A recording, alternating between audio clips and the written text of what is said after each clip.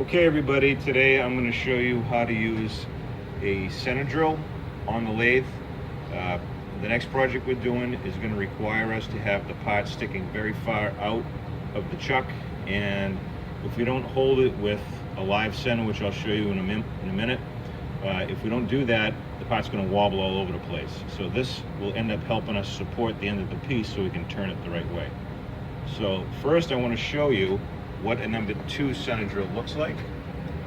That's this right here, and if we can probably zoom in on that a little bit, it's a very small tip of a drill, and then after that there's an angled area that also cuts. That angle is going to help us use the live center to support the end of the part. So over at the tailstock, we've got to switch out tools. Right now we've got a live center in here which spins with the part.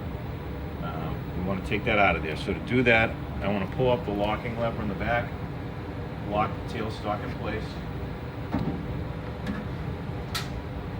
then I'm going to twist the handle backwards until the live center pops out. Make sure you keep your hand on it so it doesn't fall, but eventually that's going to pop out of there. There we go. Then I'm going to twist the handle back out till at least 1 inch is sticking out on the scale. Now I'm going to put the drill chuck in there. The drill chuck has this little flat spot called the tang on the back side of it. We've got to make sure that that's horizontal so this can go all the way in. If it's not, it won't go in. So if we have that horizontal, it'll fit all the way in, and we tap the end of it so it stays in place. I'm going to unlock this so I can move it. I have to move the tailstock. I'm going to put the center drill inside the end of the drill chuck. I want to make sure I put it all the way in as far as I can. And I want to make sure I'm locking it on all 3 jaws. If not, it's going to be off center. So you just twist it, and that's locked in place. So now, the setup. I'm going to slide this down as far as we can go without smashing into the end of the piece. So we're pretty close, all right? Right now we're pretty close. And I'm gonna lock that lever. Locking this big lever, make sure that this entire tailstock stays locked to the machine. It won't move. So now I'm gonna turn on my spindle, and I'm gonna peck drill until I get about halfway up the angled portion, right?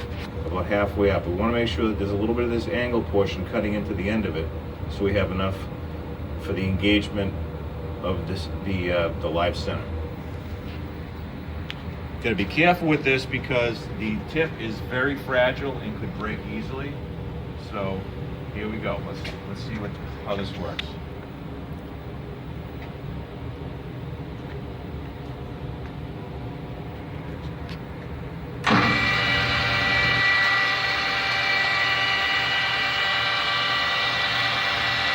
Going in slowly, take a little bit of a cut and come back out to clear the chips.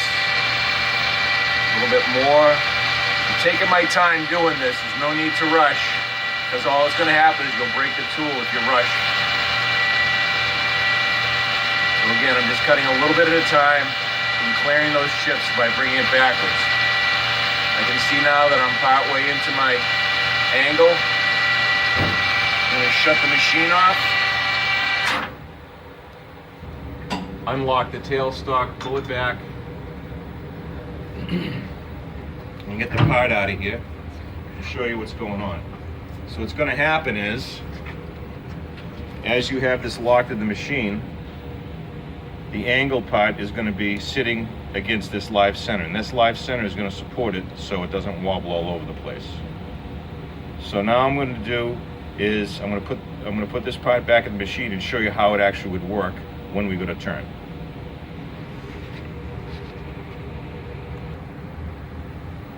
Okay, so now we have the part. You can see it's sticking way out. All right, we're grabbing it in the collet. There's a little bit inside the collet, but this long portion sticking out would be really wobbling all over the place if it wasn't supported. And that's what this does. The center when you bring the center in, come in contact with those two angles, go together, and we give a little bit of pressure, not too much, on the hand wheel. And then we got this second smaller lever right here. When we push that smaller lever forward, it stops this from vibrating and coming loose. And there's some things you need to consider when you're setting up for this cut. There's a lot going on here, so the way I have it set up right now, this won't actually work, because if you look down in here, right now, when I move this, I'm gonna smash this into the tailstock. So I've actually got to bring this tailstock further back. So all I'm gonna do is unlock it,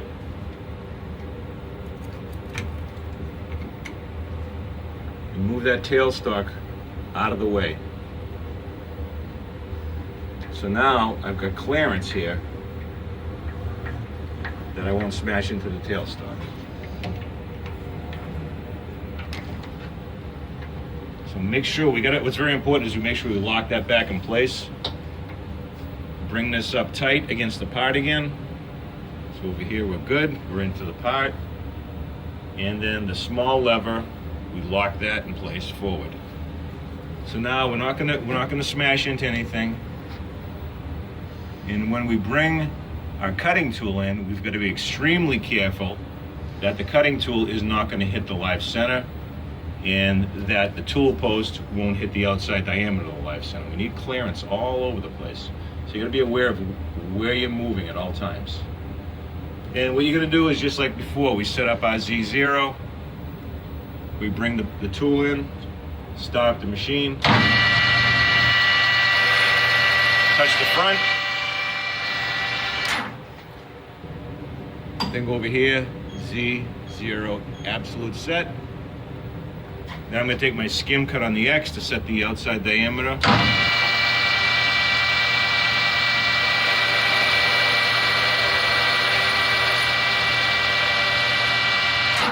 So like before, I'm not gonna move that X-axis.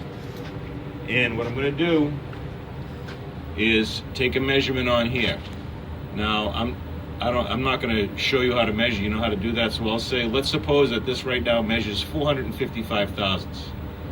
If that's the case, I'm just going to go right over to the X and go X.455 absolute set. Now this part is ready to run.